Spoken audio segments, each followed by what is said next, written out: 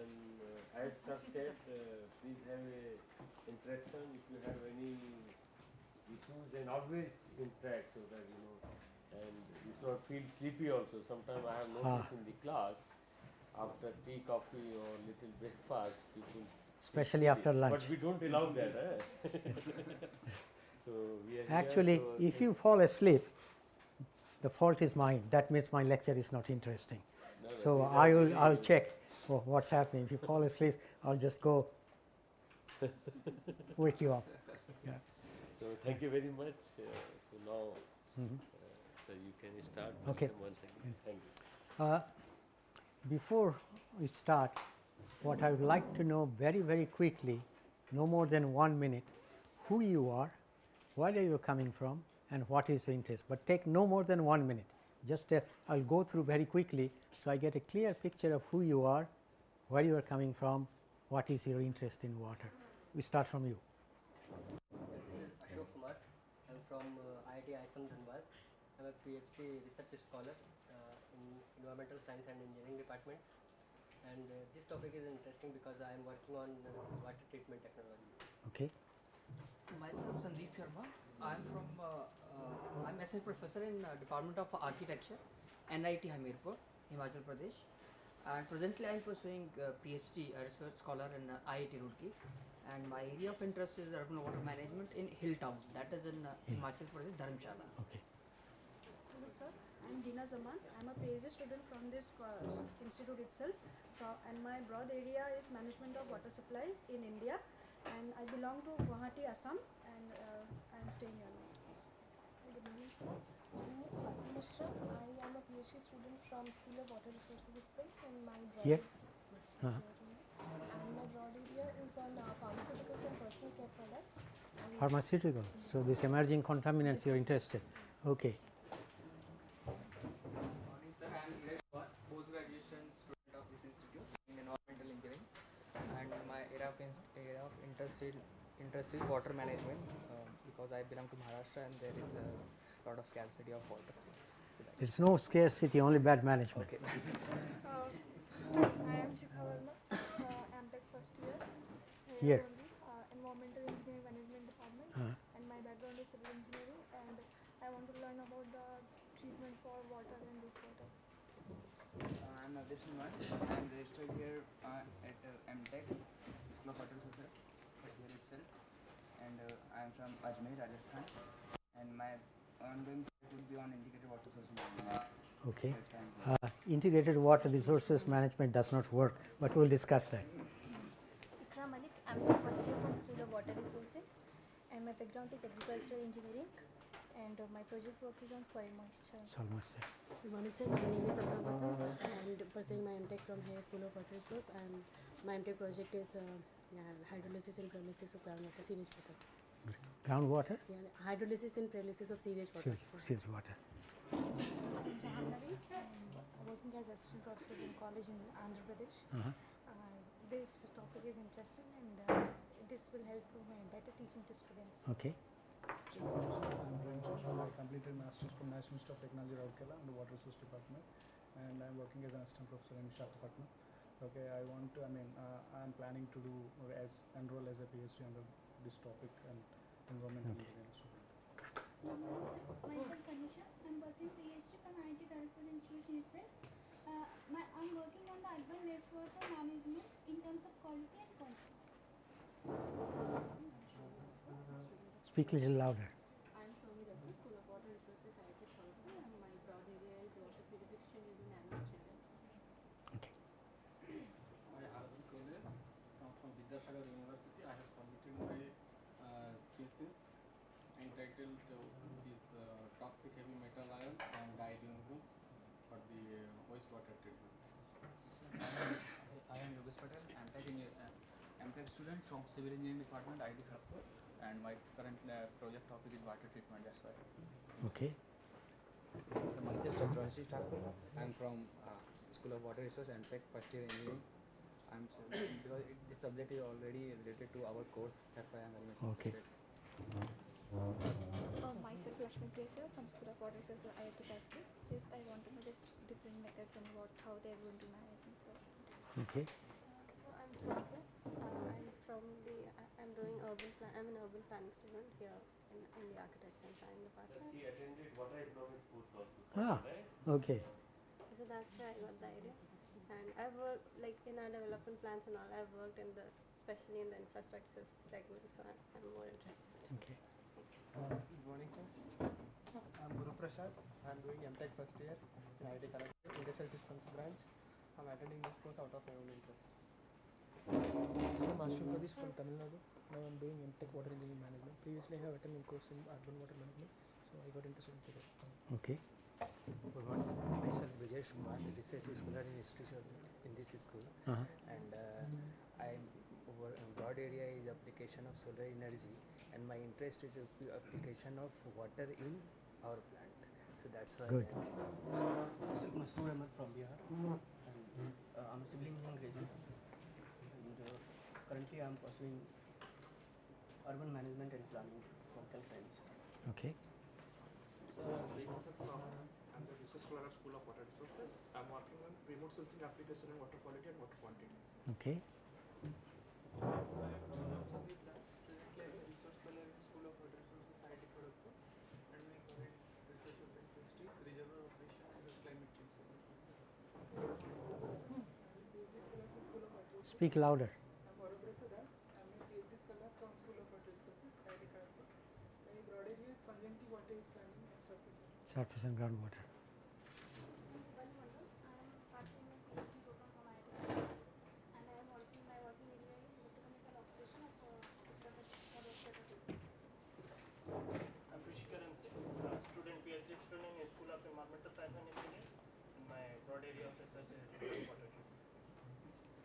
Good morning, sir. Myself Manoj Kumar Yadav. I am research scholar in environmental science and engineering, and I am currently working in groundwater treatment.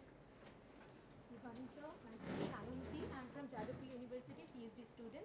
I'm working on river pollution. River pollution, big problem in India. Okay.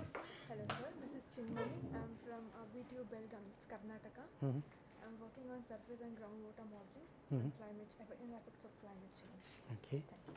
Good morning, sir. I'm Alalika from Vivekananda College. I'm a faculty there. So I was more interested in hydrology, as well as I'm coming from an environmental geography. That's why I just came here to gain my knowledge. Good. I'm Sandeepan Ganguly. I'm PhD student of School of Water Resources, IIT Kharagpur, and I'm working on groundwater quality modeling. I'm Dr. Mallikarjun Patil from Raisoni College, Pune. I'm working as assistant professor in that college. So we have one topic on water technology for BE student first year. So my interest is to learn more about the water technology and management. My name is Dr. Gupta. I'm assistant professor in chemical engineering department in NIMS University. And my current research interest is removal of heavy metals in wastewater. Okay. That's excellent. Dr. Gupta, you have put together a wide variety of people with almost half interest in water, half in wastewater, and few other remote sensing and a whole variety of things. Anyway, what we will do is try to make it as interesting as relevant to this course to all of you, so that you go home with a few ideas. First, let me give you a little bit background on urban water management and its complexities. We will not discuss rural water management, that's because completely different kettle of fish. So our focus will be on urban water management.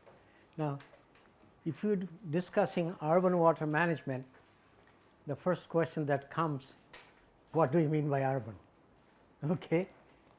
Unfortunately, there is no definition of urban.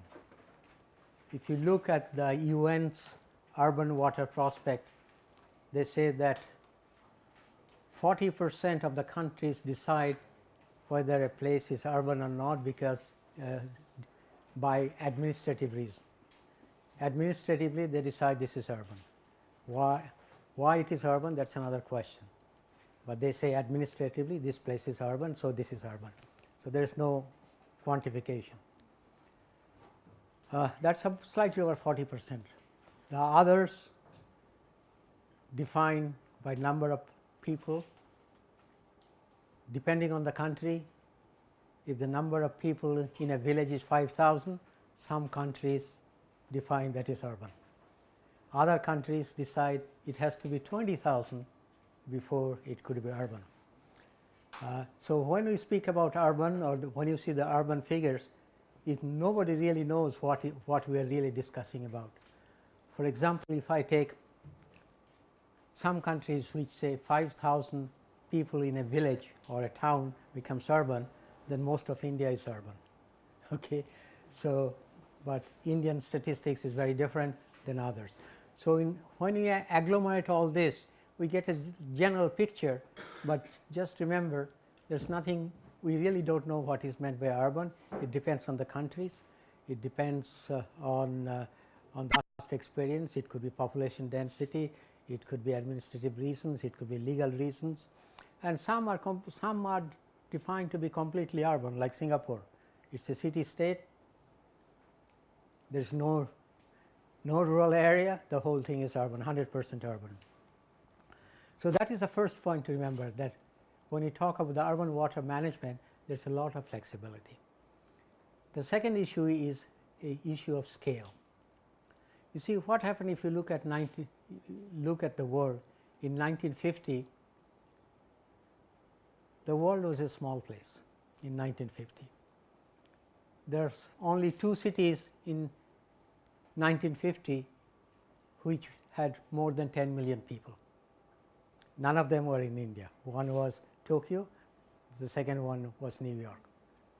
No Asian cities got into at that time a mega city was defined as a city like 5 million. Okay? So if you look at the literature in the 50s and 60s, when you talk of a mega city, we are talking of 5 million people. 5 million people. And in the 1950s, some of the cities really did not have that high a population. If you look at some of the large cities of now, like Mexico City, Sao Paulo, their population at that time was about, even at 1960, was about 2.5 million people, 2.5 to 2.7 million. Sao Paulo was 2.5, Mexico City 2.7. But the growth rate started, urban growth rate started about 5% a year, so very quickly they became a large city, a mega city. And as population urbanization increased, our definition of mega city also changed. So now mega city is no longer a people with 5 million people, that's an average size city. Now we are talking of 10 million. If city must be 10 million by the time it's called a mega city, and one of these days I suspect will go to 30 million, because 30 million is now becoming a really large city, and the number of cities with 5 to 10 million is mushrooming. By 2010, for example, we had 19 cities in the world more than 10 million people by 2010. By 2025, this will be at least 30 cities that will have more than 10 million and few over 30 million. And this is important because some of the Indian cities, especially Mumbai, Delhi and Kolkata, will have, they're already a mega city, but they will probably go to about 20 million. And by 2034, the world's largest city will be from India. Can you guess which city it will be? Delhi. Delhi by far will be the largest city by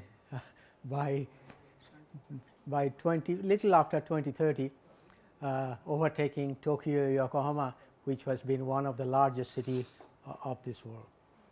Now the question is,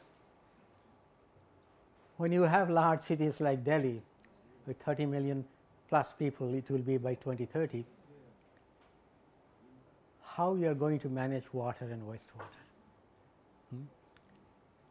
And this is not only in Delhi, but we are seeing all other cities are now increasing rapidly, and that is only population. Okay.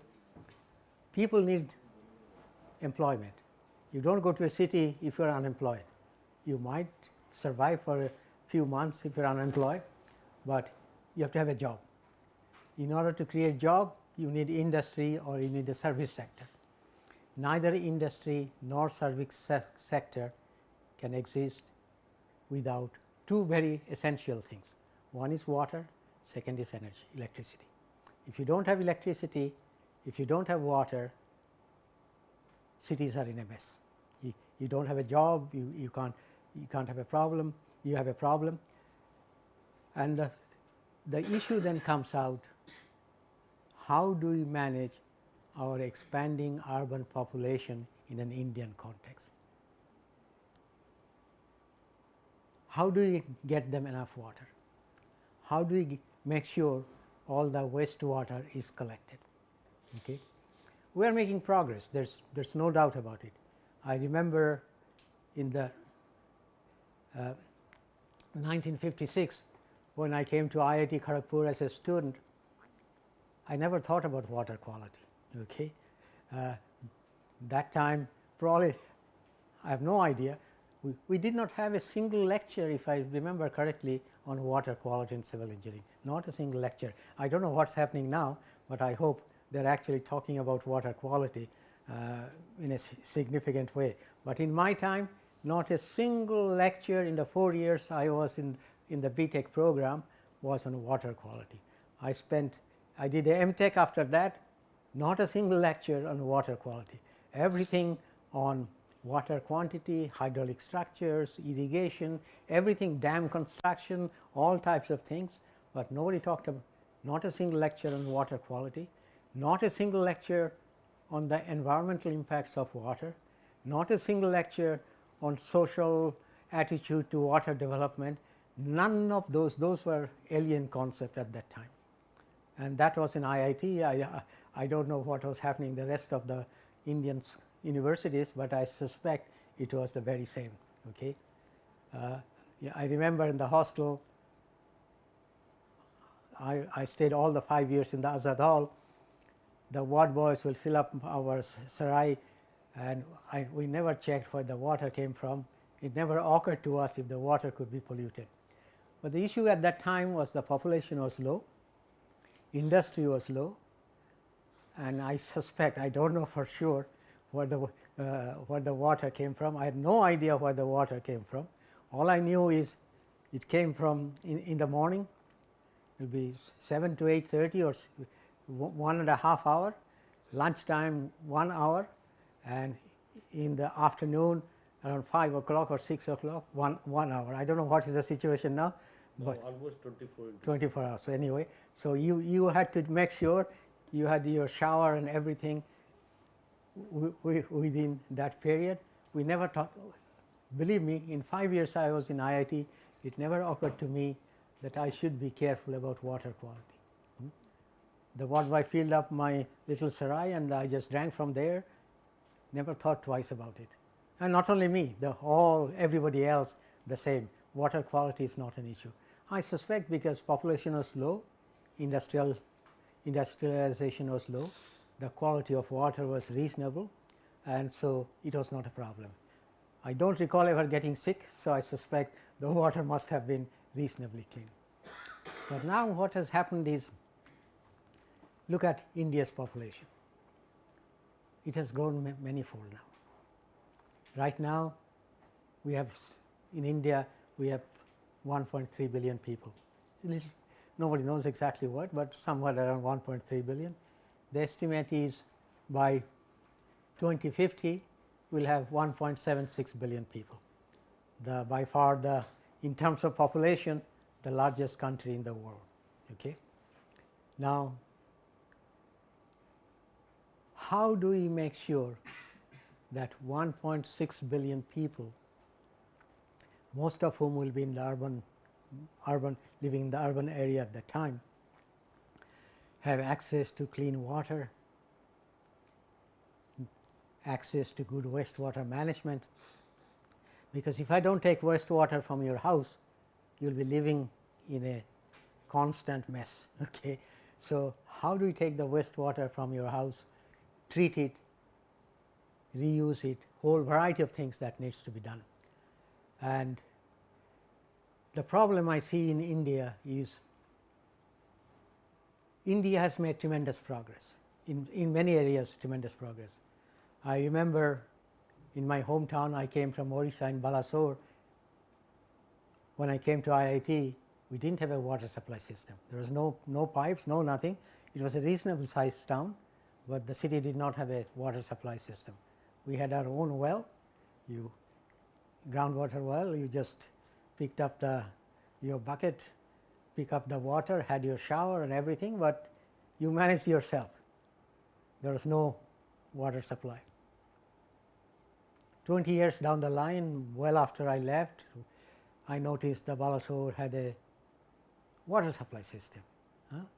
So people had house connections, water actually connected to the houses. But even now it does not have a wastewater system. So, so the question is, we use the water, what do we do with the wastewater? And this is one of the biggest problem we are facing in India. Problem is not so much the water supply, we can resolve that very, very quickly, and I will discuss it how we can solve the water supply problem. But the question is, what do we do with the wastewater? And we are talking of, some of you are working on toxic chemicals, some said you are working on emerging contaminants. All very fine, but nothing much will happen until we start treating our wastewater, because the sad fact, it's a fact, is near all our urban centers, doesn't matter whether you come from Maharashtra or Gujarat or West Bengal or Orissa or Tamil Nadu, it really doesn't matter. All the water bodies within the cities, near cities, are heavily contaminated. We really don't know it what. We have some rough idea, but we really don't know what. There is certainly organic pollutants, but nobody knows what chemical pollutants, what hazardous chemicals there are. And one of the issues now we are facing is, how do we manage our wastewater and also water quality? And Cecilia will be talking about Singapore, but in Singapore right now, the water utility right now, every day in several places monitors 340 water quality parameters, 340. In 1965, they used to monitor roughly about 30 to 35. In India, you are lucky if Kharagpur monitors 15 regularly. I don't know, but I am guessing 15. And what is happening is the number of pollutants is increasing exponentially. Even in Singapore, we are monitoring 340 water quality parameters, but now we realize we are not monitoring microplastics, because microplastics is becoming an issue. Emerging contaminants, none at all.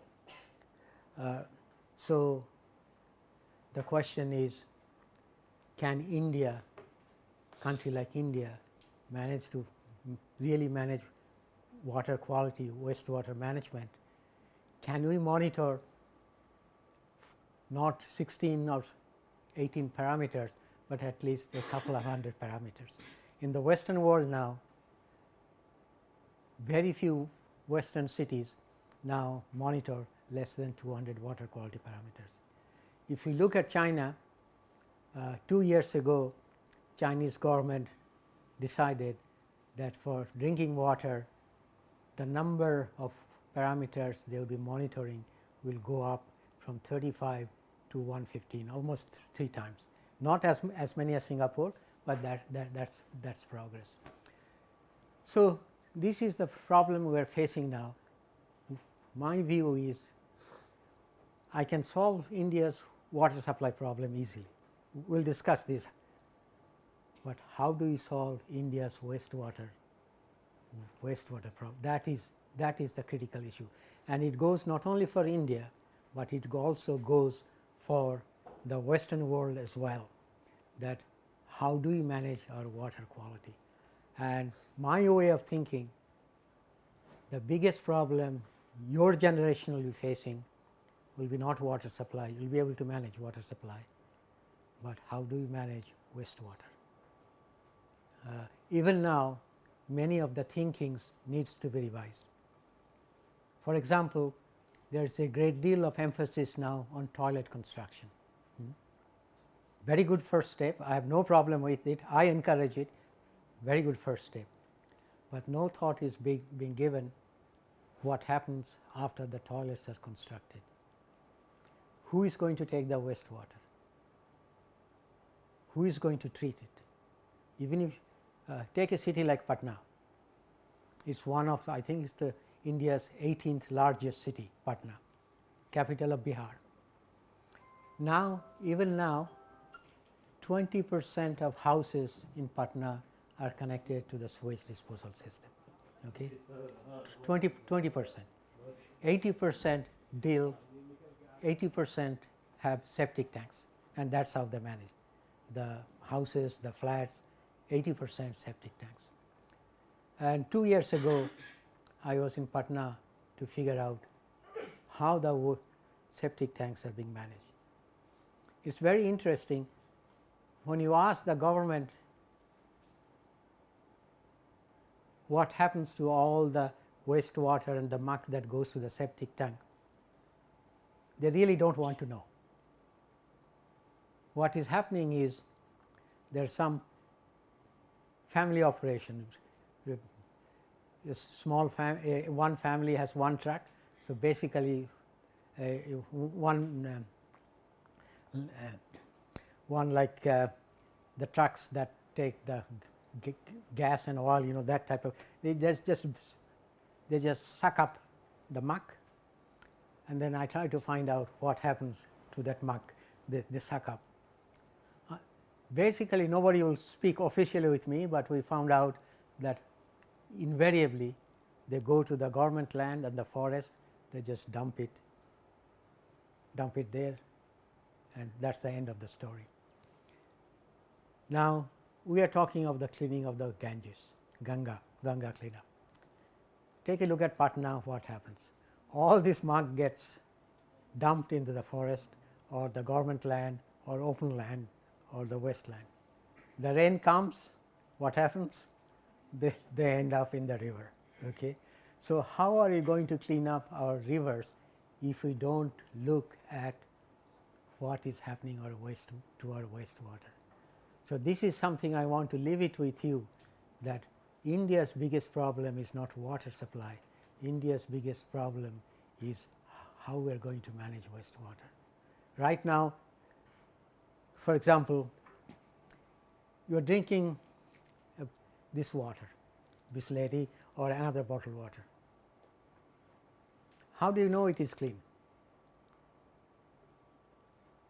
How do you know this water is clean?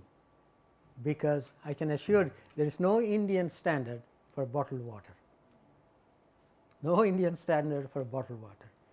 If one batch of Bisleri is tested once a year, you will be lucky. It is not only Bisleri, it goes with all the bottled water. And one of the problems we have found now in the whole world, not only in India, people assume everywhere in US, Germany, Singapore, Japan, people assume if it comes out of a bottle, it must be clean. We do not ask any questions. Okay? In Singapore, if you are worried about health, I mean your health, you are better off drinking tap water than the bottled water, because as I said, if one batch of bottled water in Singapore is tested once a year, that is too much. The tap water is tested every day for 340 parameters in umpteen different directions, umpteen different locations. So you know that they are being looked at very carefully. But what is happening in Singapore? The sale of bottled water is going up exponentially, because people think that bottled water is better quality than tap water automatically. Why I do not know, but they do, they think. And yet if you talk of the tap water and bottled water, in most places even when you get clean water from the tap, bottled water costs 1000 times more, 1000 times more than tap water. Okay? But nobody thinks about that. We have become, as a society, we have become richer. So we are quite happy to spend, I do not know how much are these bisileries cost these days, but we do not think twice about paying for that. And what is also happening, very interesting things that are happening, the public utilities, major western public utilities now cannot compete with bottled water. Even though water is clean, people are not drinking it. Why they are not drinking it? I do not know. I have some hypothesis, but I do not know, because this is the behavior, human attitude, and this is one area very little work that has been done, very little work, very little work.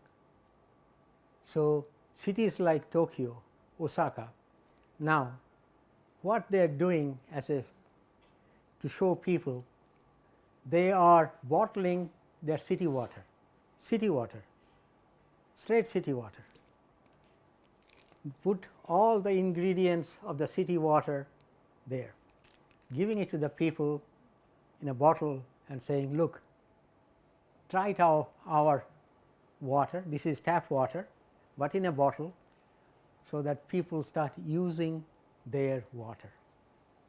We were in Sao Paulo in Brazil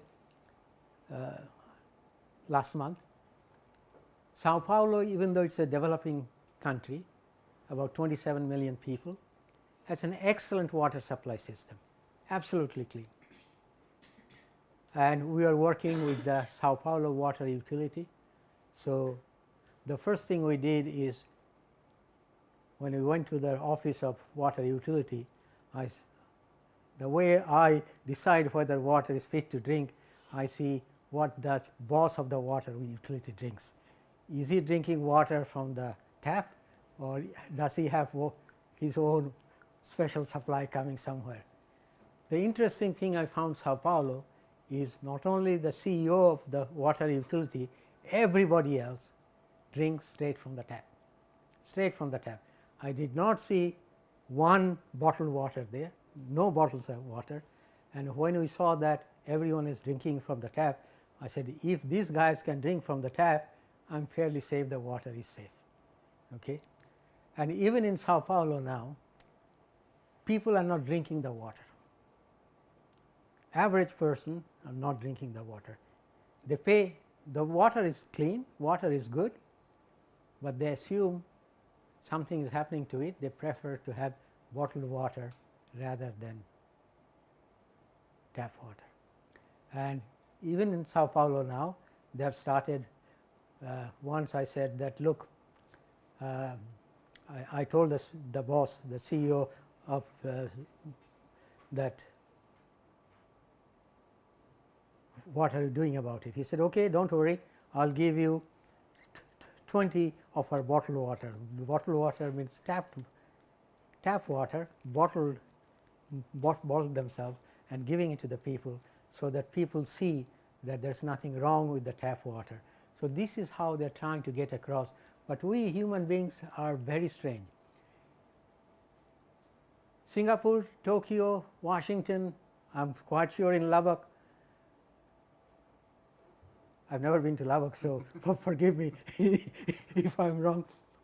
We assume that water, if it comes out of a bottle, or we use point of use treatment. When I was young, nowhere in US I saw big 20-liter jars in the offices with water, bottled water. Yes, now it is quite common. When I was young, there was never a 20-liter bottle I never seen in India. Now I go to the small villages, they are selling 20 liter. And in fact, my thesis is, whoever decided to bottle water in the beginning, he or she should get a Nobel Prize, because I think if somebody told me that you could make money out of selling bottled water, I would have said, you must be crazy. Who would pay 1,000 times more to pay bottled water? But yet this is one of the biggest expanding industry of the world, is selling bottled water in US, in Europe, everywhere else, even though the water quality in the US, Europe, Japan, nobody drinks in Japan water from the tap. Nobody drinks in Germany water from the tap. The quality is good. So, we have to figure out why we are so irrational. In India, of course, it's a different question.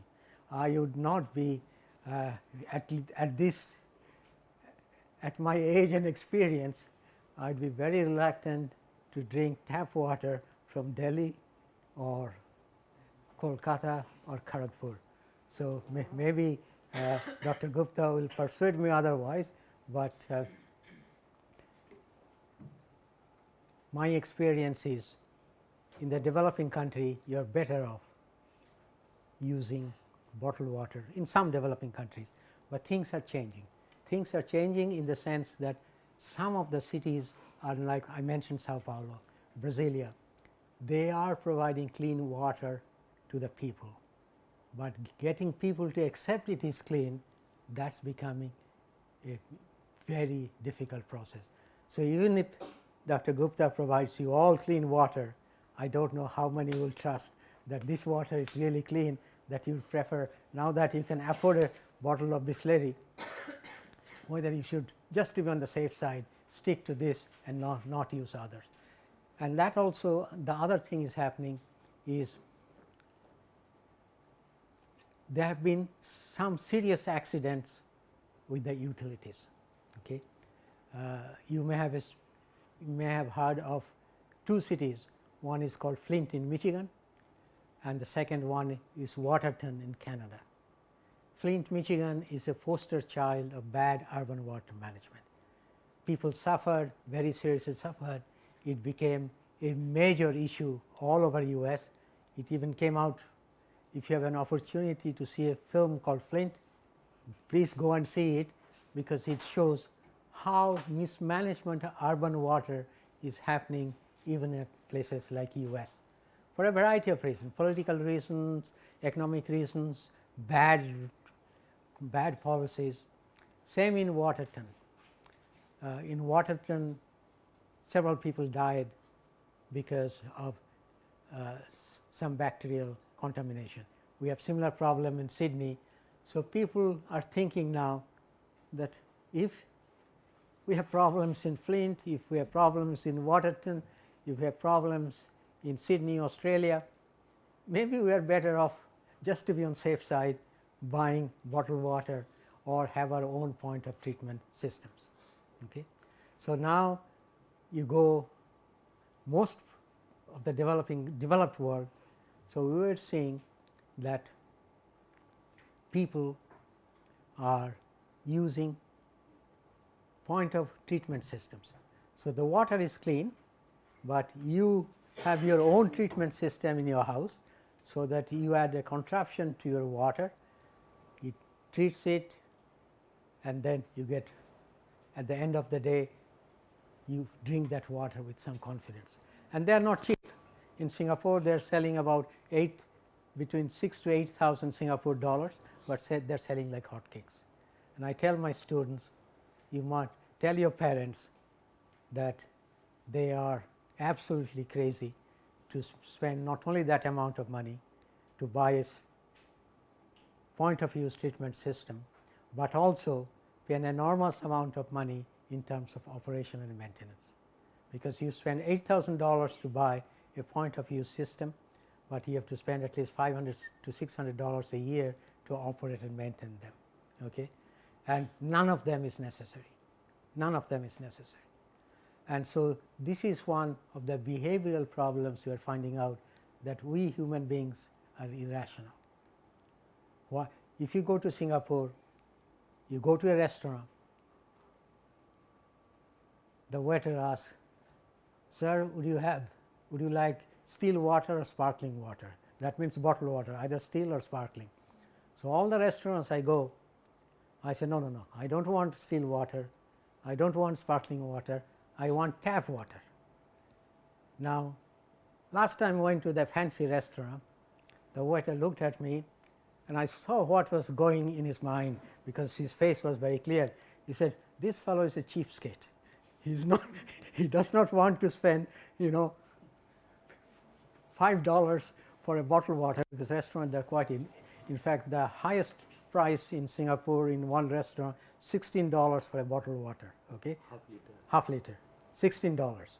So he said, this guy is a cheapskate. So I asked him, so I took him aside and I said, you think I can't afford to buy, or I don't want to buy a bottled water? Tell me why I should buy a bottled water. He said, sir, that is good.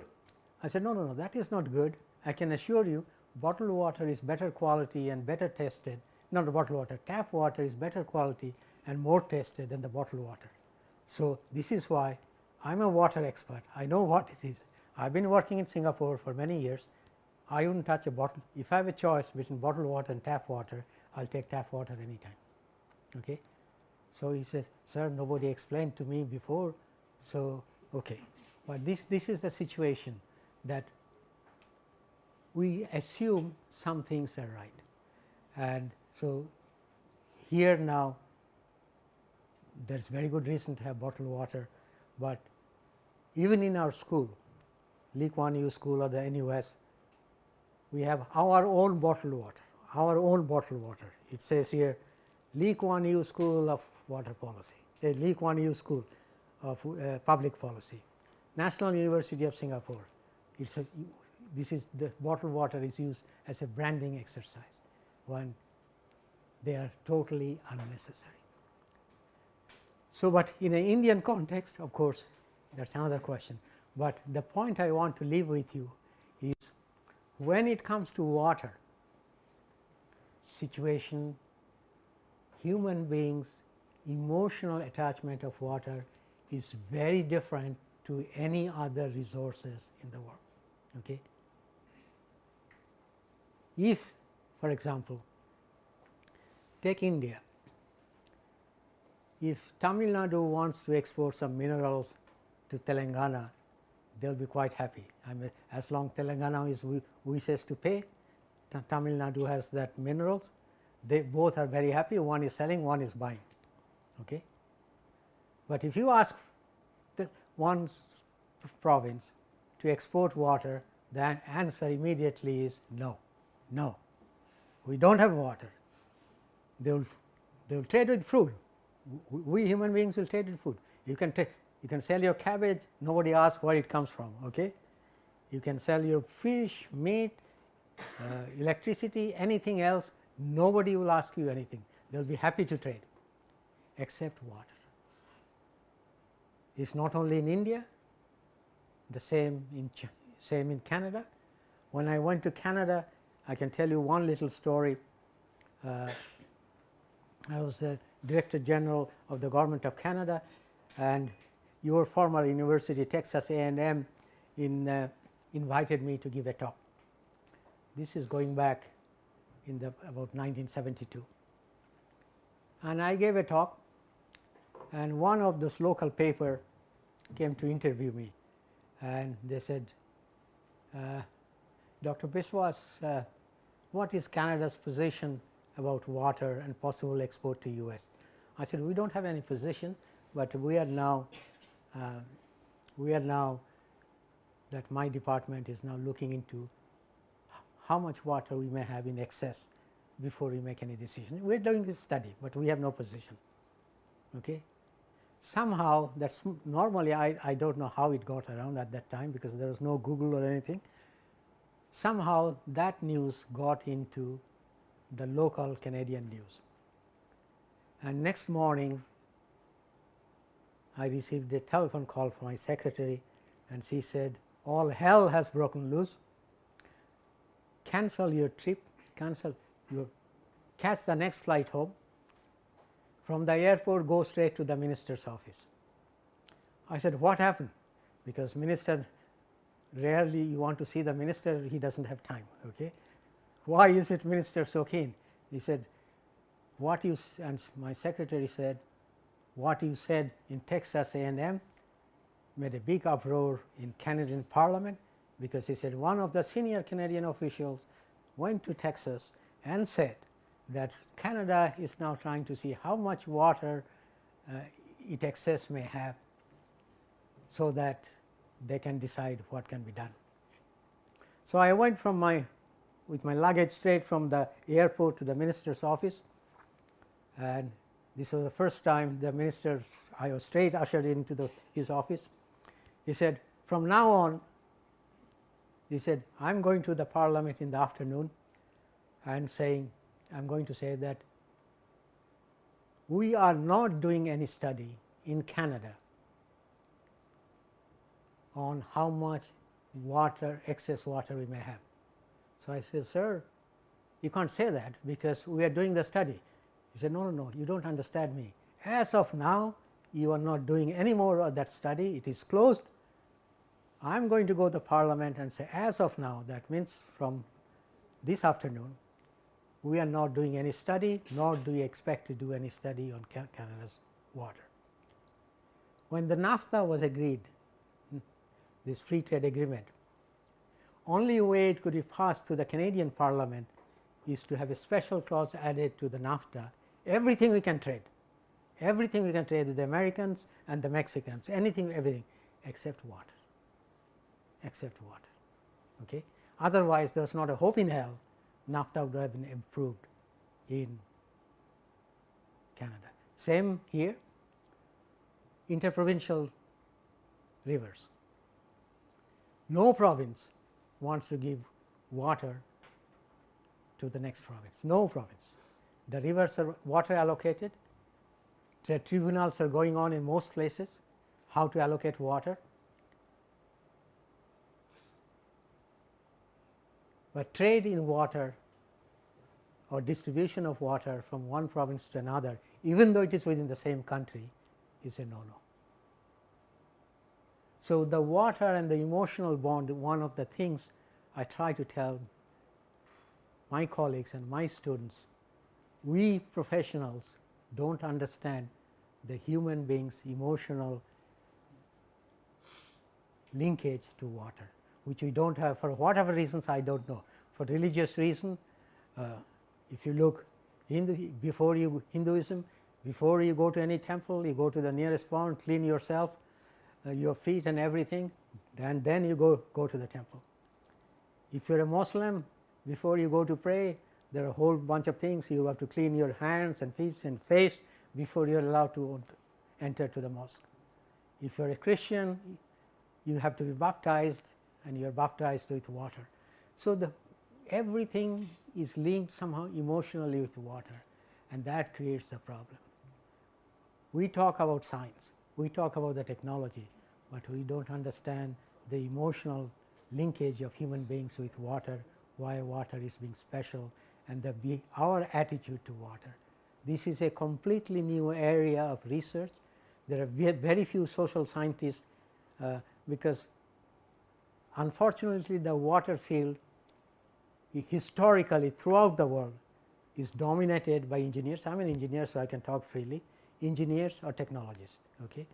The sociologist or the economist. So, I do not know a single sociologist who has spent his or her life on water. I can say millions of engineers who are spending, but not a single sociologist I know who has made a career in water, because there is no prospect. You do not get a job. If you are a sociologist working on water, you do not get a job, or even if you get a job, you have no career prospect. You stay there at the same level for the rest of your life. So, they do not go there at all. So, how do we bring the social psychologists, the behavioral economists to the water field, so that we try to find out why we human beings work in such a complicated way with water, our relations with water. So, I doubt very much any of your professors talked about on emotions, linkages human beings to water, and yet all our attitudes and behavior is driven by how we think internally how we think, how we react. So that is one of the biggest problems we are facing in India. In fact, it is even worse. Up to now, most of the Indian states were divided on a linguistic basis by language. Okay, I gave a talk on Friday or Saturday in Calcutta, the Institute of Public Health Engineers, and one of the questions was, sir, we cannot manage water in India. We have, I don't know, he said, so many languages, so many dialects. How do you get the people all together? Well, what is happening is, anytime there is a interstate dispute on the river, language comes up saying us versus them. Yeah. If you are in West Bengal or Bihar, you say, why should Bengalis give water to the Biharis? Same goes Uttarakhand and somewhere else, or Telangana or Tamil Nadu or this. He said, why should he give? This is our water. And the others speak a different language, as if they come from the moon. They belong to the same country. Huh? So this is our water. So if you look at all the interprovincial agreement on water, it takes about 20 years to negotiate them, average 20 years to negotiate them. By the time you negotiate, things have changed because the populations have changed, activities have changed, everybody wants more water, there is no more water in the river. So they don't agree. And if you look at especially the vernacular press, that is even worse than the national press, they basically say the other people say different language, different ethnicity, we should not give them water. Okay. Now, what is the problem? In all the interprovincial rivers, you look at how they are being divided, the water is being allocated, there is not a single thought on how to manage demand. How do you manage demand? They just assume the supply is infinite. All you have to do is to manage supply. You need water, we will go 500 kilometers farther, bring water. Nobody talks about how do we manage demand. This comes now the same with the urban water supply. There is not a single city in India right now which deals with how to manage demand. Let me give you one example. You tell me when we need to stop. Okay. Yes. Take Delhi. Delhi has the chief minister is a IIT Kharagpur graduate. Okay. He is quite an intelligent man. Now, under the policy he encouraged, an average Delhi family, assuming a household has 5 members, I am assuming roughly average 5 members, each person of that 5 member is entitled to get 130 liters of water per person free, 130 liters. Free. When you ask how is it possible to collect the water, treat it, take it in the pipe system, send it to your house, take the wastewater away, how is it possible you can provide it for free?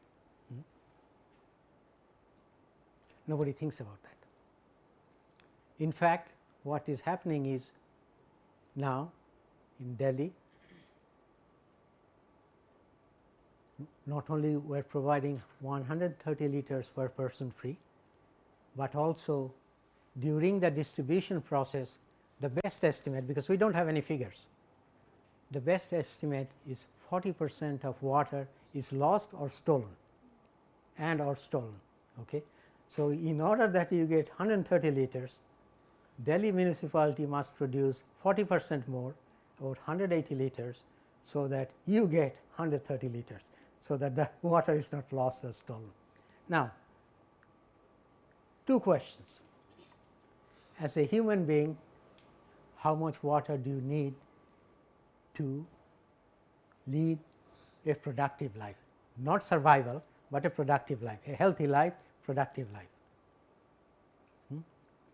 Government of India has some norms saying urban populations, I think you can find out more than 50,000 or 100,000 so many liters, I think 120 or 130 liters, more than that, even higher amount.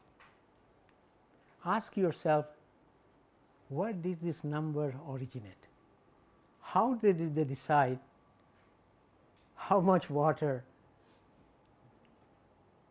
a urban center of a certain population should receive, and how much water, if it is a million or more, should receive? There is no study. There is no study. Only study in the whole world, only study I found in the whole world was done in Singapore in between 1965 and 1970. And it came to the conclusion that any water you use excess of 75 liters, excess of 75 liters, it has no impact on your health, it has no impact on your lifestyle, anything you do is aesthetic. Okay. So, it does not increase your health bills. Hospital visits is a very thorough study, 10-year study. They came to the conclusion that 75 liters is the absolute minimum everyone must get every day. Okay. Then what is the rationale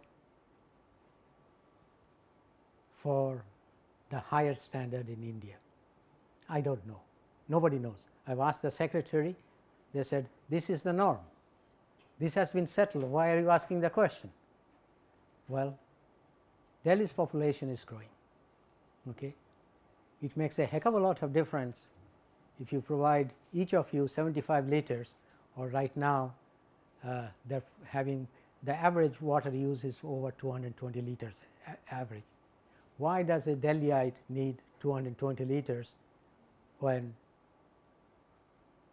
they can live at a lower amount quite well without sacrificing their health, their productivity? And this is I am giving you this figure for one very interesting reason, the 75 liters per capita per day. If you look at some of the West European countries, by pricing, by incentives, by making people aware water is an important resource,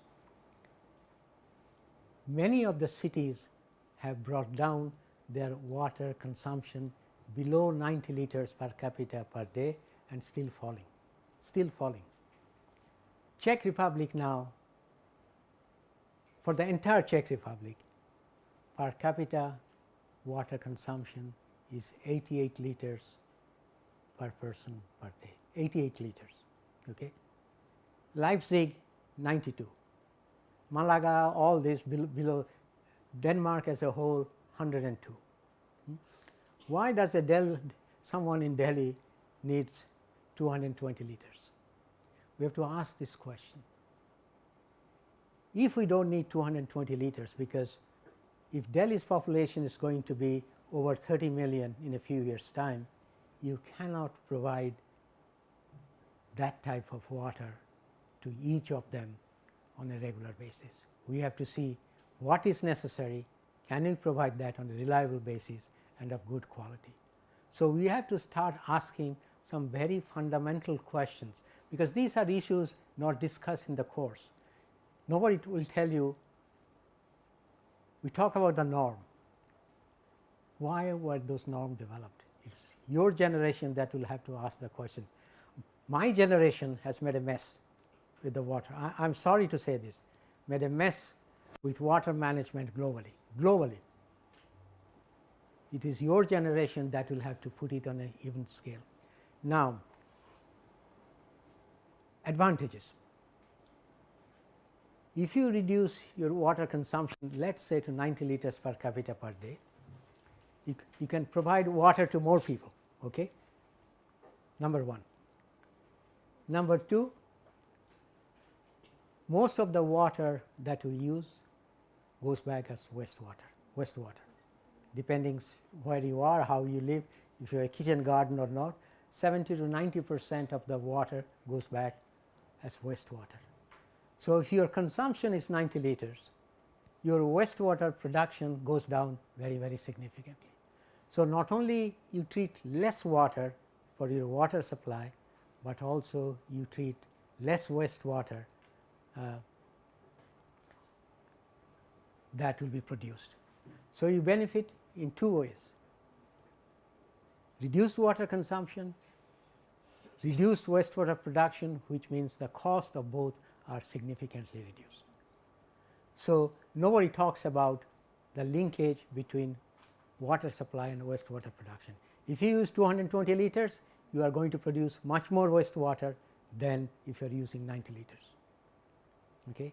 And believe me, wastewater treatment, collection treatment is a very expensive process.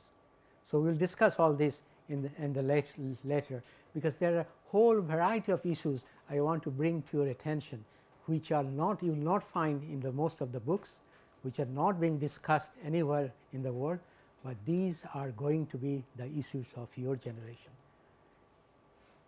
Not only the Indian population is going to increase, the number of middle class is exploding. Their expectations are much higher. So, how are you going to satisfy an expanding middle class and requirements of expanding middle class, generating jobs, generating employment with limited amount of water that is available in the country? So, only way we can do is to revolutionize our water management practices. And I will, during the next 5 days, will be discussing that we have enough knowledge, we have enough technology, even now, enough technology, enough experience to manage water successfully, not only now, but for the next 100 years. And only time we say India is suffering a water crisis, yes, it will suffer a water crisis if we continue as we are doing now. I can guarantee you, if we do not change, within the next 15 years, at least 5 or 6 cities, I can't tell you which cities or when, because it depends on a whole variety of factors, how the urban growth happens, how the climate change happens, where the droughts happen. I can guarantee you within the next 5 years, at least in the next 15 years, at least 5 major Indian cities will run out of water unless we improve our urban water management process. It is not a question of when, it is not a question of if, it is just a question of when. So, we have to improve our water management practices, we have no choice. So, we will continue with this later on. Thank you. Okay. Thank you, sir. Thank you.